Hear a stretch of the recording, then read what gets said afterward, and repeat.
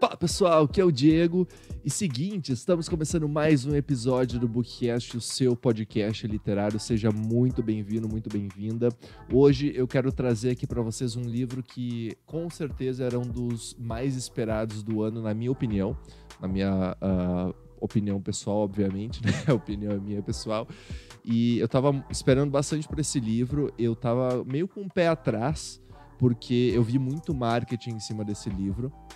E quando a gente vê muito marketing em cima de coisas assim, principalmente em filmes, quando a gente vê muito marketing em cima de filmes, a gente fica com um pouco de pé atrás, porque a gente pensa, por que esse estúdio está colocando tanto dinheiro em marketing? Será que o filme não se sustenta por si só, no boca a boca? Um caso bem...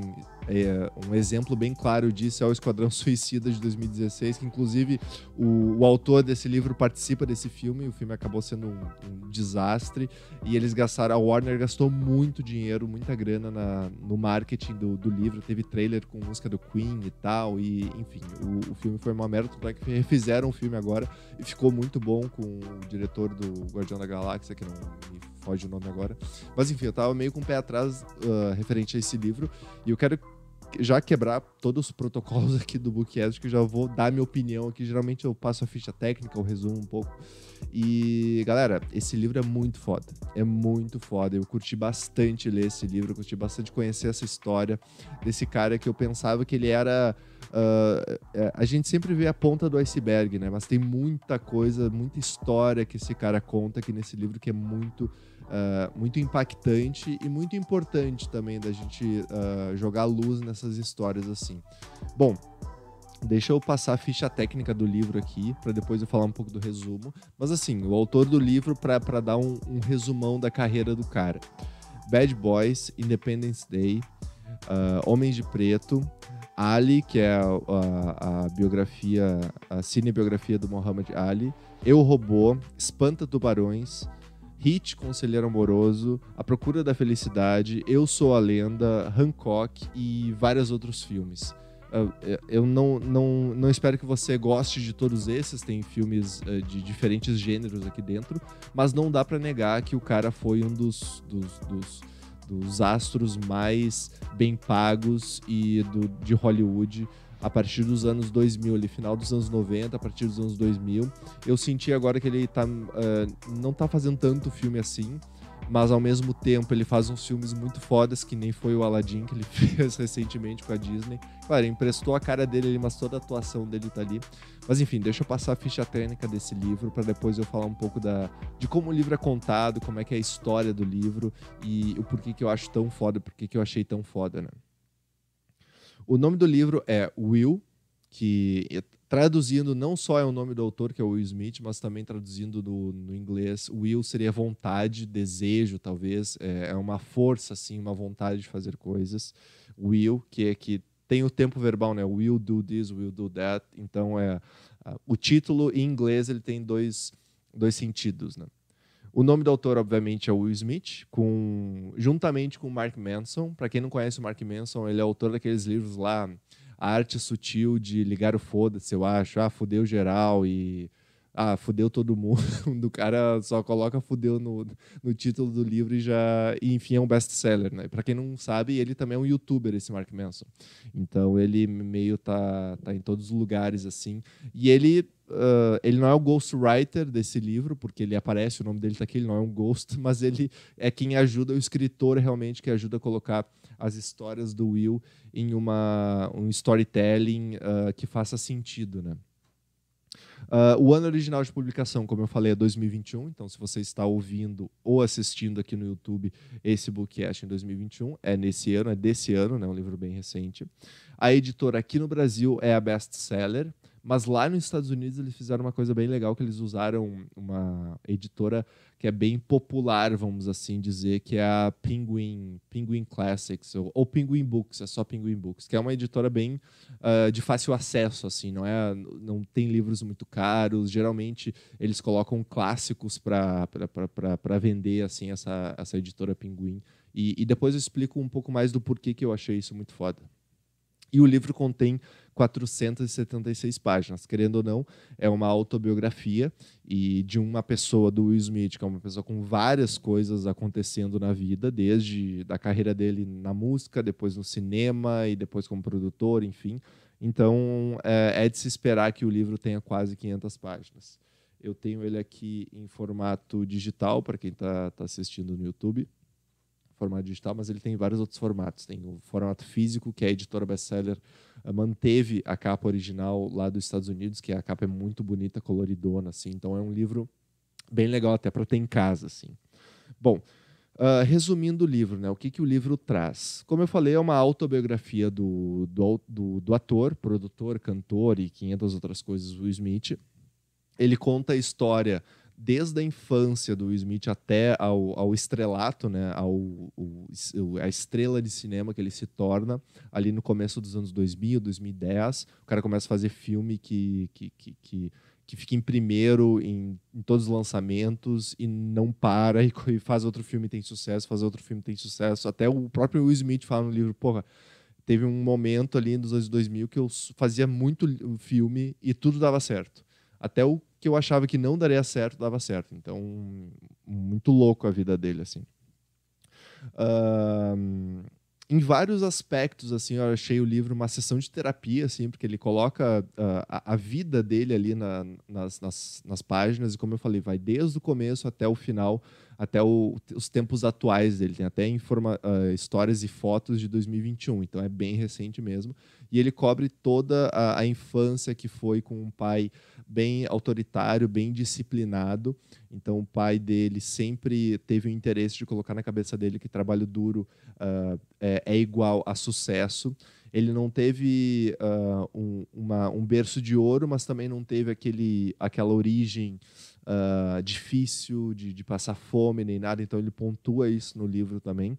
E ele, claro, ele deixa várias coisas de fora desse livro e ele vai pegando os principais pontos que aconteceram na vida dele e coloca nesse livro. Mais ou menos como autobiografias fazem, né? Aí o leitor acaba até descobrindo alguns detalhes de como esse astro de Hollywood se transformou, né? Como é que ele saiu de ser um garoto normal, que brincava, que gostava de cantar, a ser um dos maiores astros de cinema do mundo. E ele quis ser isso. É bem legal também essa parte que ele fala que ele quis ser o maior astro e ele acabou se tornando, né?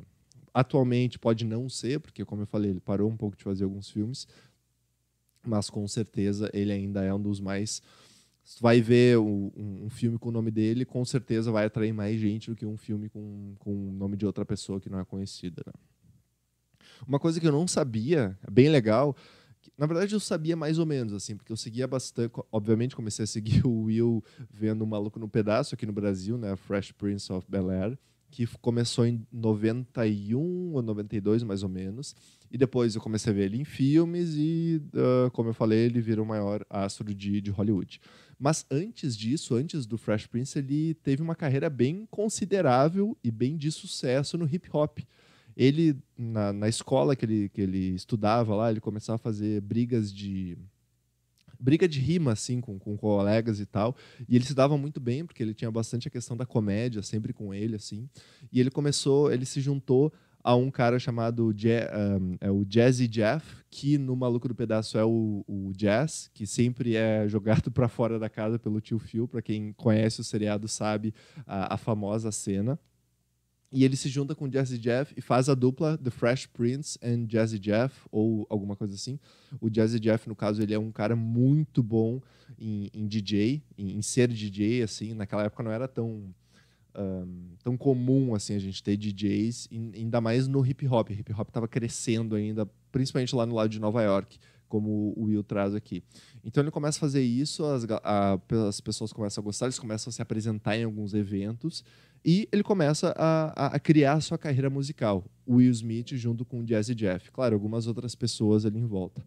Aí, essa carreira de musical pré-estrelato do cinema foi tão boa, tão grande, que ele ganhou um Grammy. Ele chegou a ganhar um Grammy de melhor música de hip hop, se não me engano, pela música Parents Don't Understand. Tem até no YouTube, se você jogar lá no YouTube vai ter essa música. É uma música bem comédia, assim, eu diria. Ele conta da adolescência e como os pais não entendem, os pais forçam os adolescentes a fazer tal coisa. Então, essa música ganhou o Grammy em 1989, a primeira vez que o Grammy colocou a categoria hip hop na premiação. Então, isso mostra também o hip hop surgindo, como outros que estão surgindo na época ali, Beastie Boys, Run DMC e vários outros. Eu estou dando um resumão bem grande assim da história, mas no livro ele fala de detalhes bem específicos, assim, de quando ele conheceu tal pessoa, quando ele conheceu tal cantor e tal, como é que foi a apresentação em tal lugar e tal. Então é um livro bem vivo de detalhes nesse sentido. Mas, de fato, eu não sabia que ele tinha essa carreira bem de sucesso antes do estrelato. E por que é importante pontuar isso? Porque, bom, ele ganhou o Grammy, começou a fazer várias tours pelo mundo inteiro, inclusive, para Londres, acho que Japão, inclusive. Começou a fazer muitas tours. E aquela questão, né? A fama vem, o dinheiro vem, mas vem também tudo isso na cabeça de um guri de, sei lá, 20, 23, 24 anos, ele tinha na época nem isso.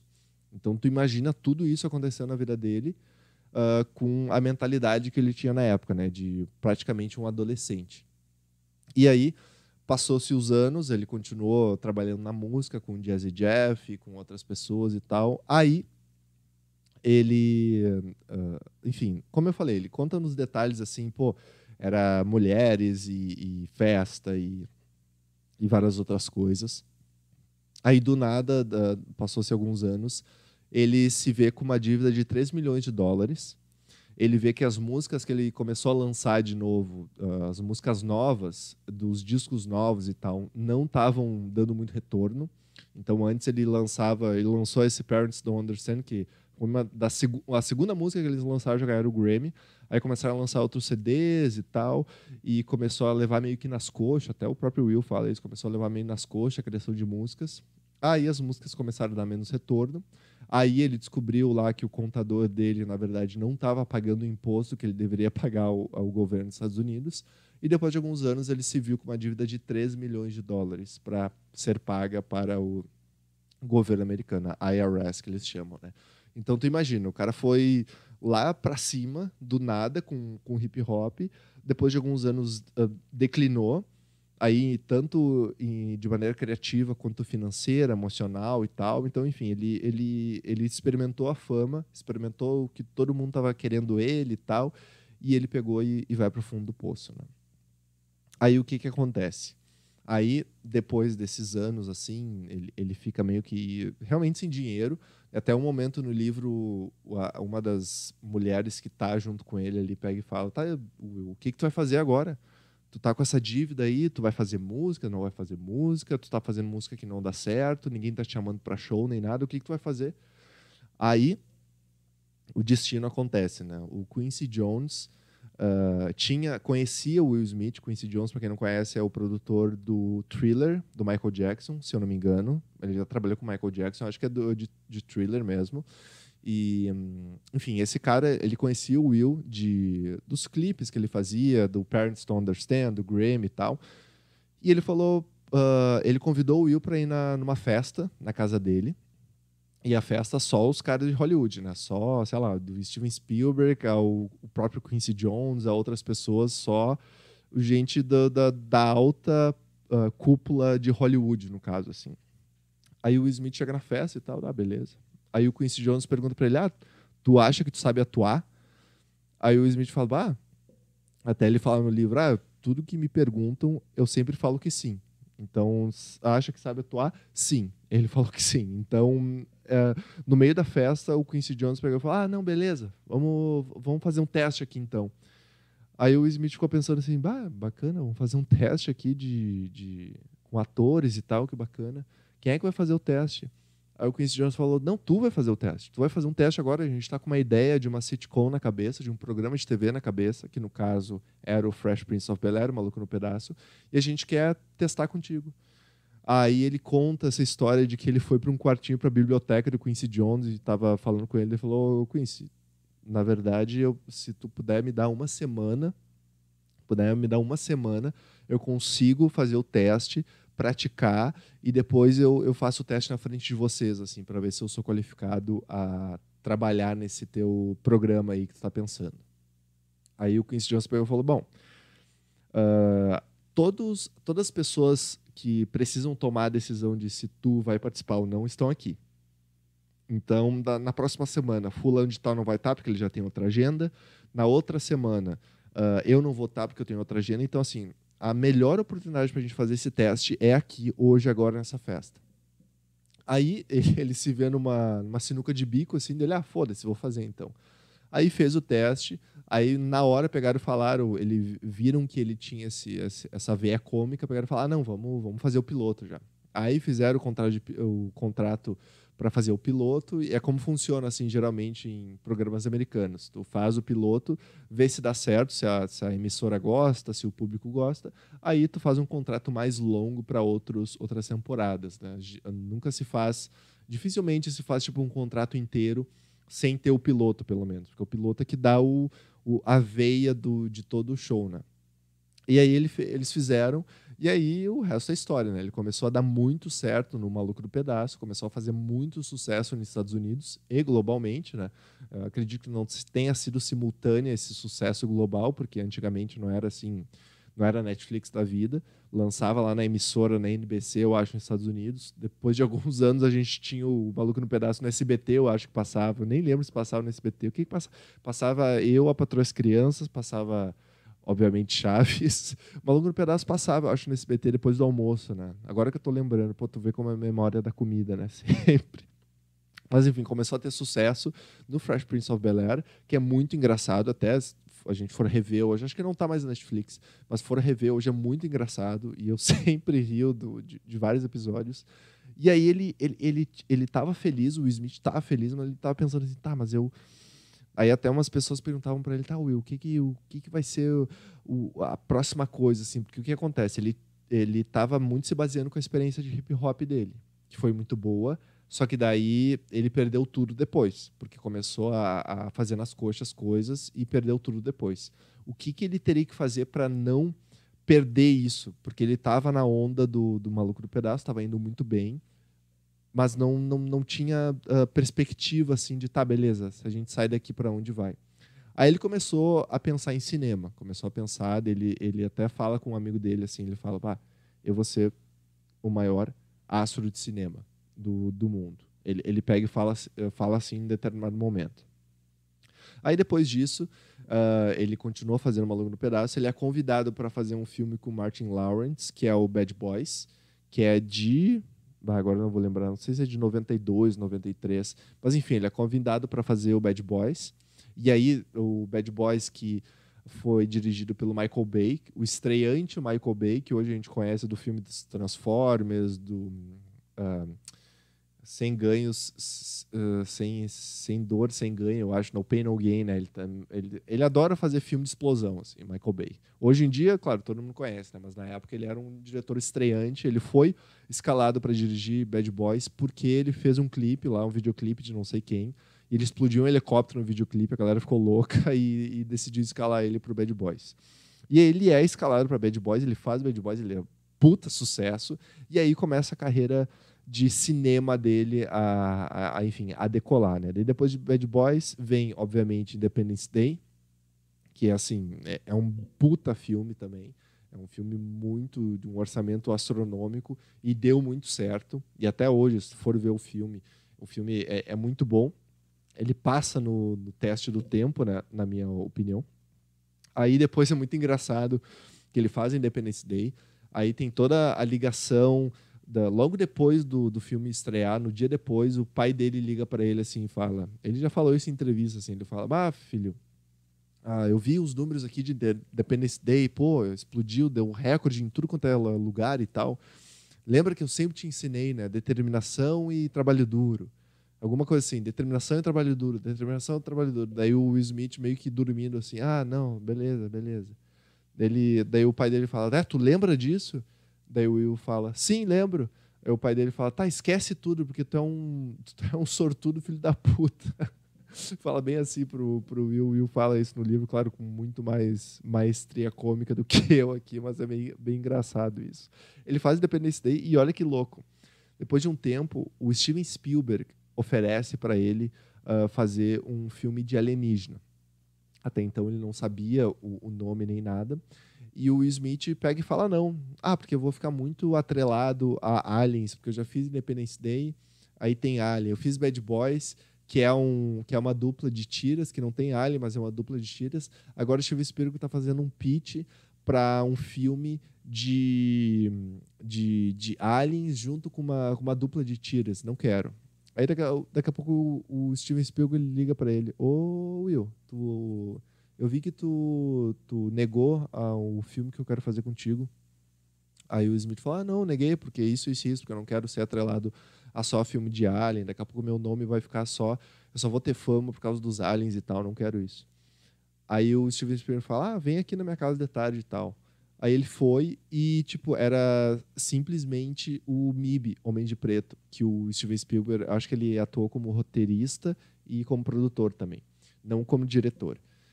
E aí o Smith pega e fica pensando assim, mas eu não quero pensar muito nisso, assim, eu não quero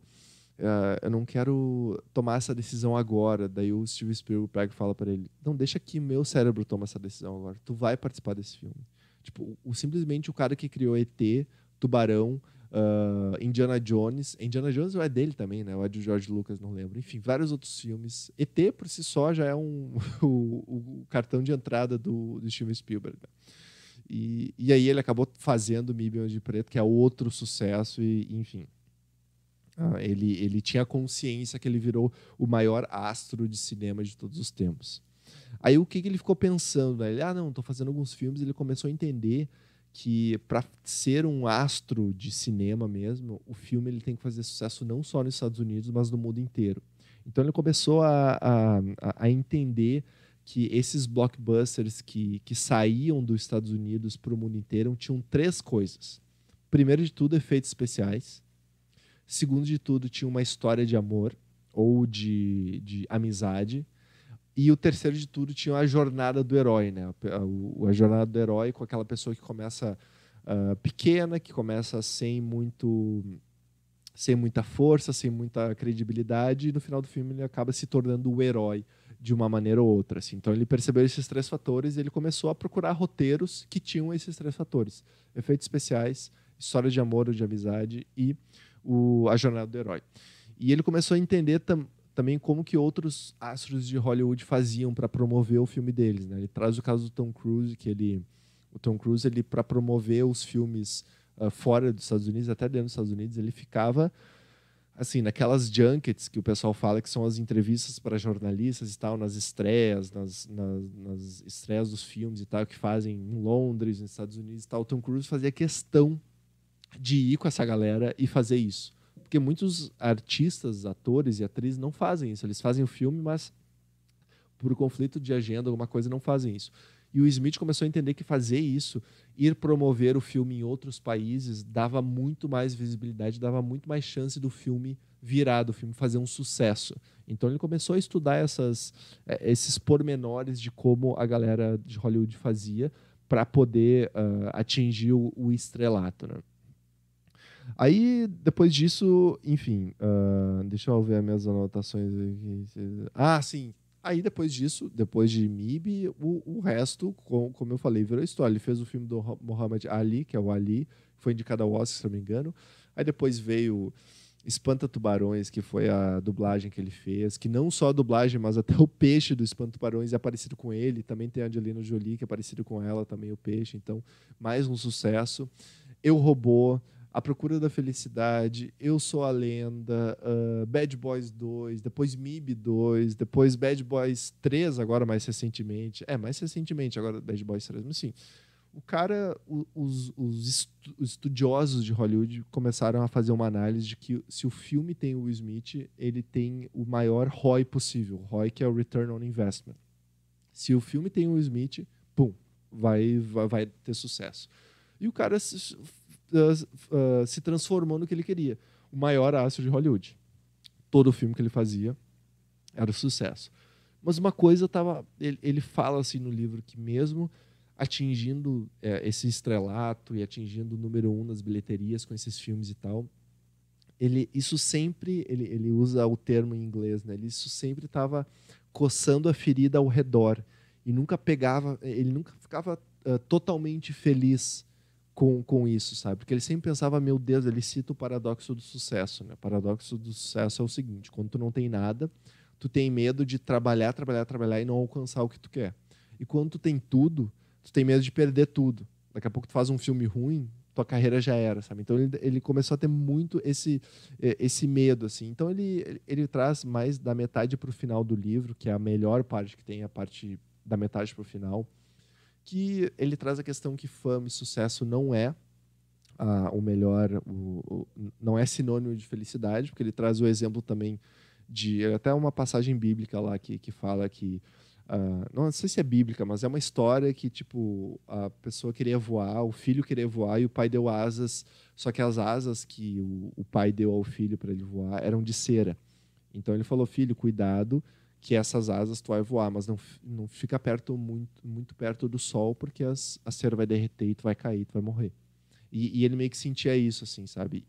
E ele lá em cima, trabalhando muito, trabalhando 80 horas por semana, que ele traz ali no livro, as asas que estavam suportando ele para voar alto era a família. E a família estava se deteriorando, porque, obviamente, ele não tinha tempo para a família. Ele tentava arranjar aqui e ali tempo e tal, mas ele não tinha esse tempo todo para a família. Então isso foi uma realização bem forte assim nessa parte final do livro, que ele traz: porra, eu tenho tudo, eu tenho tudo. Daí ele traz uma parte ele falando com a psicóloga assim dele, com a terapeuta dele: eu tenho tudo, mas ao mesmo tempo eu ainda estou infeliz, as pessoas ao meu redor estão infelizes. Então, ele começa a trazer essa questão de não precisa estar todo o tempo querendo ser produtivo, querendo vencer, querendo ganhar mais. Porque, no final das contas, isso não é o que importa, sabe? E ele traz um exemplo muito legal. Ele está nessa mentalidade de: não, eu vou trabalhar a full, eu vou ganhar de todo mundo e eu vou ser o maior, não sei o que, não sei o que. Ele estava nessa mentalidade. Aí eles a família teve um feriado de família, assim, de Natal, e eles estavam jogando Banco Imobiliário. E aí ele estava muito competitivo, o Will Smith estava muito competitivo no Banco Imobiliário. Aí a esposa dele, que é a Jada, eu nem falei dos relacionamentos dele aqui, ele fala muito no livro sobre isso, é bem legal, mas aqui no geral não falei. Mas a Jada tá jogando junto com ele, junto com as crianças ali, e a Jada meio que faz um movimento em falso, e o Will Smith, a Jada tem que pagar não sei quantos dólares para o Will Smith no Monopoly, né, no Banco Imobiliário. Para quem não sabe, quando tu o teu pino para na propriedade de outra pessoa, tu tem que pagar para ela uma taxa, não sei se é imposto que fala. E isso aconteceu. E aí o Will Smith ficou muito feliz quando a Jada teve que pagar para ele a taxa, e acho que ela acabou dando falência para ela e ela saiu do jogo. Daí depois ele ficou pensando assim: não, a Jada não estava jogando banco imobiliário ali, a gente não estava jogando banco imobiliário, a gente estava compartilhando um momento de coletividade, sabe? Um momento de família, de conexão. Então essa mentalidade de ganhar sempre começou a afetar a família dele. Ele traz esse exemplo como um fato que fez isso acontecer. E eu achei muito legal ele trazer isso, essa humanidade, assim, de às vezes tu pensa assim: pô, o cara é o maior astro do mundo, o cara tem tudo, mas o que ele abre mão para ter tudo isso, sabe? Por que o cara faz 500 mil filmes que dão certo, mas alguma coisa ele tem que abrir mão, de alguma coisa ele tem que abrir mão, e nesse caso era a família dele. Então, acho que até por isso que recentemente ele parou de fazer muitos filmes, fez Aladdin, como eu falei ali, fez o Bright da Netflix, que não deu muito certo. Inclusive, o pai dele falece durante a filmagem do Bright, e o momento que o pai dele morre é muito impactante, tipo, é bem impactante no livro. Assim como várias outras coisas no livro são impactantes, que o Will fala em detalhes, assim, que realmente vale a pena ler, assim. E aí, no final, ele conta uma experiência que ele teve tomando ayahuasca, e eu acho que essa parte do livro, da experiência dele tomando ayahuasca, foi uma das partes de livros que mais me tocou na vida, assim, positivamente, que realmente tocou a minha alma, assim, eu consegui me conectar muito com o que o autor estava falando ali. E Eu diria que o livro todo vale a pena só por essa parte de quando ele tomar ayahuasca. Nunca tomei, sempre quis tomar, nunca tive chance. Para quem conhece a música do Charlie Brown aí. Mas, enfim, esse livro, cara, é cheio de detalhes da vida do cara, de ascensão, de falência, de refazer, de o sucesso não é tudo, de não tentar agradar todo mundo, primeiro agradar a si. Como é que tu vai ajudar o próximo se tu não ajuda a si mesmo a ser uma pessoa melhor. Então ele traz isso também no livro, no final do livro. O livro termina de uma maneira bem legal, ele contando com todos os detalhes possíveis, mais uma vez, de um assunto específico. Eu não vou dar spoiler, assim, mas leia, bem impactante. Mas, para mim, o mais impactante desse livro foi o tempo que ele consumiu ali a ayahuasca. Foi muito foda.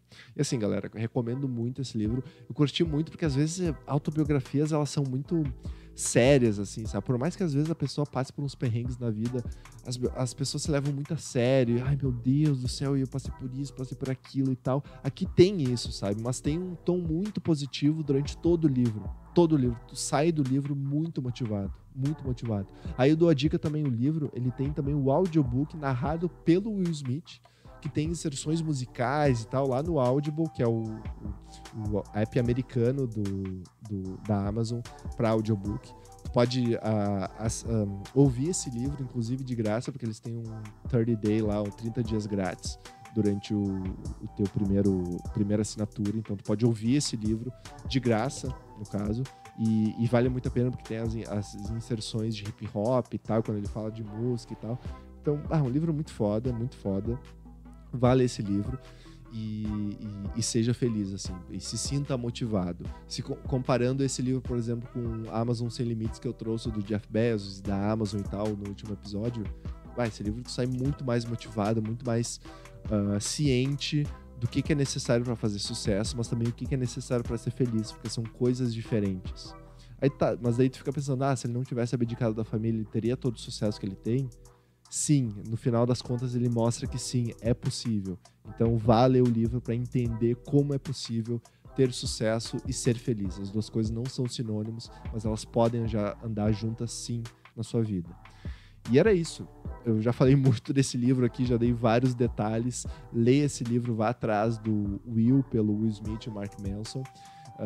E depois me conte lá no @DiegoSgon no Instagram o que você achou. Também, se você não me segue aqui no Spotify, me siga no Spotify, Bookcast. E também no YouTube, a gente tá no YouTube em vídeo. Quando eu falo a gente, é só eu, porque eu produzo, eu falo, eu leio. E tem também a parceira Intrínseca também, que manda livro aqui pra gente ler pra vocês. E a gente, de novo, né? No caso, eu tenho que tratar isso como terapeuta. Mas valeu, galera. Obrigadão pelo tempo de vocês. Obrigadão pela audiência. Se vocês estão ouvindo esse episódio no final do ano, desejo boas festas para vocês. E até a próxima. Até o próximo episódio. Tchau, tchau.